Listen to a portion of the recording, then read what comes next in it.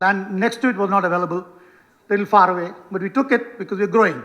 Few years later, we ordered much more land. They said, Chelapalli is filled. Please go to Pasha Malaram. Went to Pasha Malaram, and now we're filled. There's 5 acres of Pasha Malaram. There's choco block. There's nothing there. Boxes outside. Now I've asked for Chandan Valley. In this, what I'm trying to, wish from the minister is perhaps a policy needs to come out where people, when they grow, they don't have to get out of the industrial estate. Because what happens is the ecosystem arbitrage or the landscape arbitrage is lost. So this is just a request, and whichever way we can be of help, would love to help the Telangana government to work towards that. On that note, I again thank TS government for actually making it on fast track. Minister Garu took it on a fast track. I didn't expect this event to happen in such a short time. And a big round of applause to that. J.S. Ranjan Garu, his first meeting with me was in his car. He couldn't find time, so we just hopped into a car. We got captive Jason. He's so busy, man, you just can't get him. We got him in a car for 45 minutes journey, and then that was good. Luckily, there was no phone calls, barring just 1-2 minutes call. And he cut all the layers for me to come to this stage quickly. So I thank him for that. Narasimha Reddy Garu, he gave the land I wanted. In the initial, he showed me all over the place. He showed me Lingampalli, he showed me Sultanpur, he showed me Chandan Valley, and we preferred Chandan Valley because it was already evolved and developed. So we took that land, and he was kind enough to give it immediately.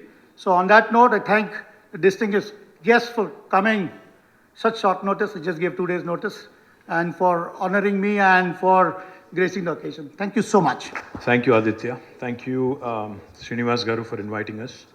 Thank you, Ando-san, for joining us.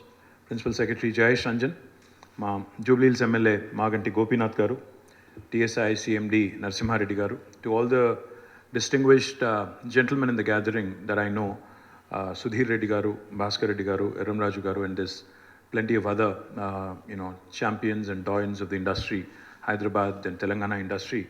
My compliments to all of you, and also to my friends from the media. This is indeed an excellent occasion to celebrate, and that's the reason why we wanted to make it happen sooner, Srinivas Garu, because the world at large, and especially post-pandemic, all of us need more and more infusion of positive news and good news. So DAIFUKU coming to Telangana and setting up a brand new factory with 450 crores of investment, providing employment to 800 people, 800 plus people, was indeed something that we wanted to celebrate. So my compliments to you, the entire team of DAIFUKU, on choosing. You made the right choice, I can tell you. You've chosen Telangana and Hyderabad, you've made the right choice. But just a couple of things. Srinivas Garu seems to be a huge champion of the manufacturing piece, manufacturing ecosystem. I think there's plenty of industrialists in the audience who also are champions of manufacturing ecosystem. Before I came here, I had a meeting with the new US Consul General who's come to Hyderabad, Jennifer Larson. So she asked me a very interesting question. She said, what do you think about manufacturing? What do you think about services? What do you think about the primary sector? And as an industries minister, you need to obviously give me your perspective, your state's perspective, and how do you see this landscape changing over the next few years, next few decades? So one of the things I told her, whoever I meet, wherever I meet, whichever industrialist, whichever potential investor that I meet, they have a renewed enthusiasm towards setting up a manufacturing base in India. Especially post the pandemic, post-COVID, where the world has realized that there is too much dependence on China for everything, for bulk drugs, for medical supplies, for everything literally. And when the supply chain was disrupted, I think every single industrialist, be it small, micro, medium or large, was affected in one way or another. So the world has started really thinking about this excessive reliance and excessive dependence on China.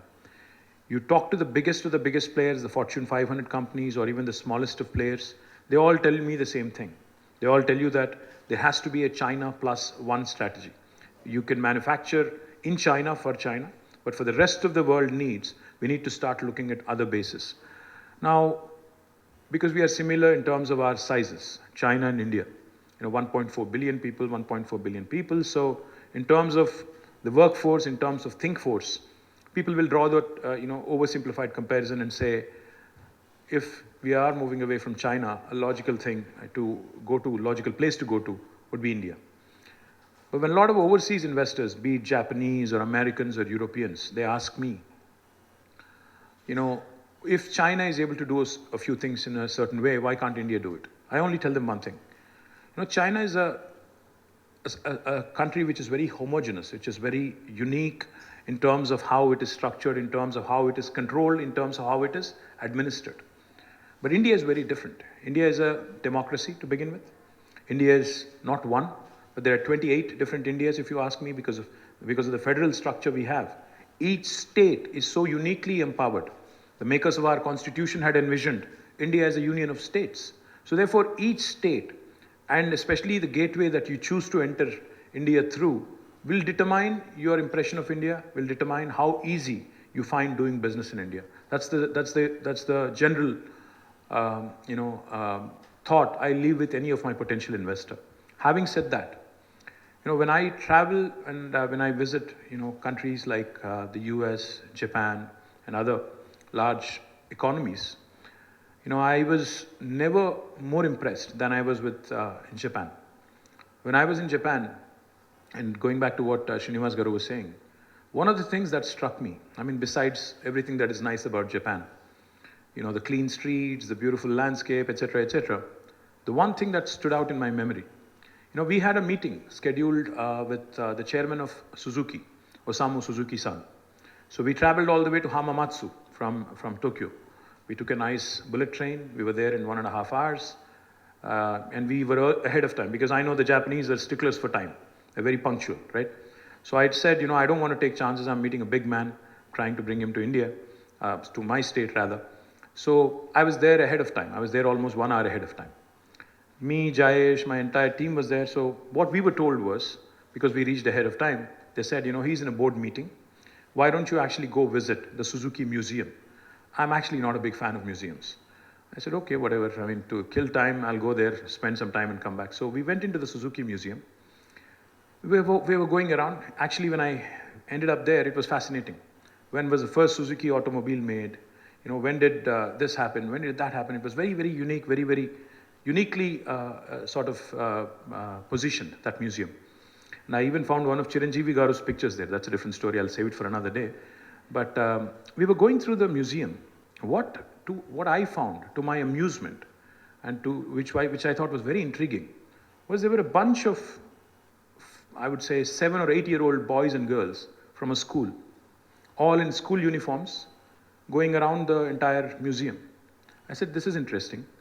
A grown adult like me, I might find this interesting, but what would this be of interest to any of these young kids, especially those in 2nd grade or 3rd grade? Why would this be of any interest to them? So I asked one of my Japanese friends there, I said, what are they doing here? What are the little kids doing here? He said, watch what they're doing.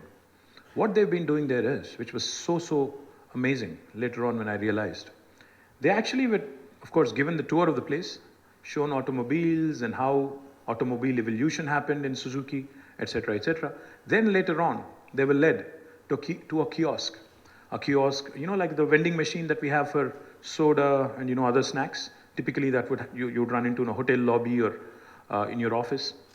There was one such vending machine where the kid could go and pick the color of the vehicle, the make of the vehicle, customize it, and then click a few buttons, and out would come a car with the kid's name on it, with the specific model he wanted, with the specific thing he wanted.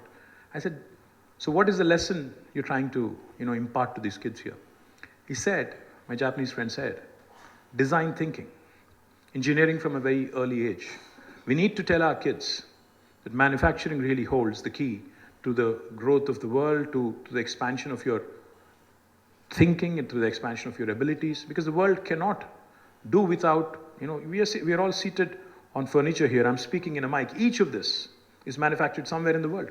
Each of this is designed in a certain way. So what they're trying to inculcate in those young kids is design thinking from a very early age, and also that importance that needs to be given to the manufacturing sector. Each of us, when we go back home, or even if you look around here, There's plenty of Japanese products, there's plenty of Korean products in your living room. Please go back and, when you go back home today, please look around. There is a Sony television, there is a Panasonic air conditioner, there is a Toyota vehicle possibly you're running, or a Honda. There is a Samsung phone that you may be using. There is a LG refrigerator possibly in your home. The point I'm trying to make is, what I admire about a country like Japan and companies like DAIFUKU is the amazing tenacity, the amazing resilience they've shown over the last few decades. Remember, Japan was the only nation in the world which had experienced the most tragic and most devastating atomic explosion, Hiroshima and Nagasaki. In spite of that, despite earthquakes, despite tsunamis, despite natural contours which are against, all the forces of nature are stacked up against them. But it's the human intellect, it's the brain that the Japanese have invested in. It's the humans that the Japanese have invested in that have really propelled them to be one of the largest economies in the world.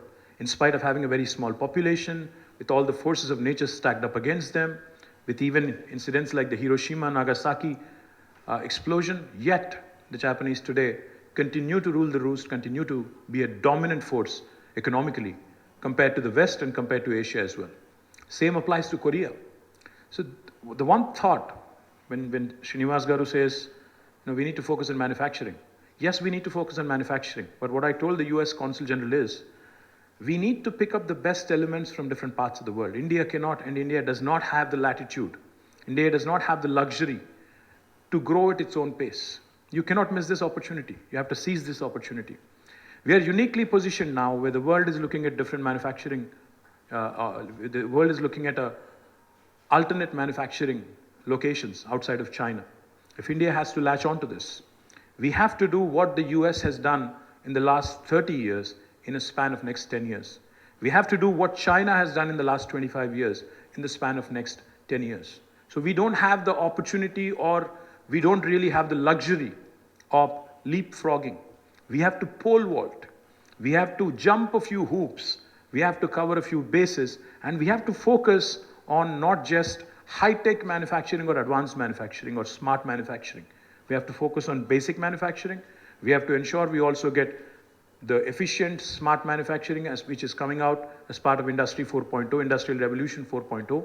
And we also have to ensure that we instill and inculcate design thinking at the school curriculum level, at a very young age, at a school curriculum level, at basic education level, and most importantly, even in the vocational training institutes that we have, the polytechniques, the ITIs, etc., etc. We also need to ensure, in fact, I was talking to Procter & Gamble yesterday, myself, Jayesh, we had a meeting with them. Right after the meeting, when I told them that I want you to enter, and I want you to enter, they have a huge manufacturing facility here where they produce liquid detergent and a bunch of other things from Telangana. So I told them, I want you to actually tag along one of my institutes, in fact, the IIIT in Basra, where we have some brilliant youngsters. I told them, please tie up with them and please create an apprenticeship model where the kid who's studying there in engineering or +2 can actually come over, spend 6 months in your, or as an intern or apprentice in your facility, in your manufacturing facility. And it's a win-win proposition for you and them. Because once you like, what you see, you obviously have the luxury of giving them an opportunity to work with you. And the kid also, the students also get an opportunity to learn. So we need 4 things. 1, like I said, basic design thinking at school level. At a higher education level or vocational training level, we need to ensure an apprenticeship model happens. 3, we need to compete on scale. If you want to compete with the large manufacturing countries like China, we of course need to do, we of course need to create the world's largest pharma parks, world's largest industrial parks, and through which economies of scale are bound to come. I'm delighted Sudhir Reddy Garu is doing something truly unique. With TIF and TSIAC, we are building up one of Telangana's largest industrial parks in Dandumalkapur. I'm delighted it's shaping up really well, Sudhir Anna. Thank you very much. I would wish FTCCI, I would wish CII, I would wish FICCI, I would wish the Japanese also come together and create such large parks.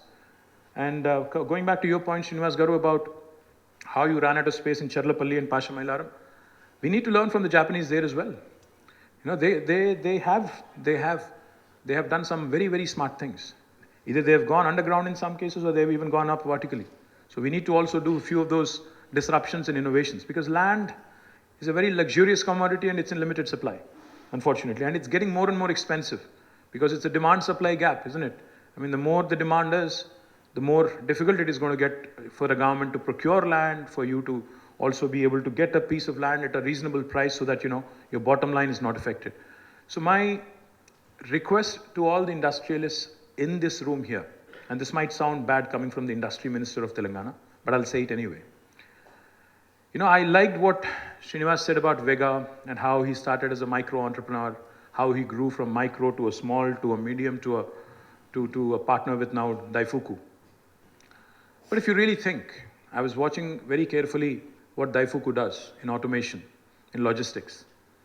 How many companies from India really have really disrupted and have become global names like DAIFUKU or like Sony or like Panasonic or like Honda or Toyota?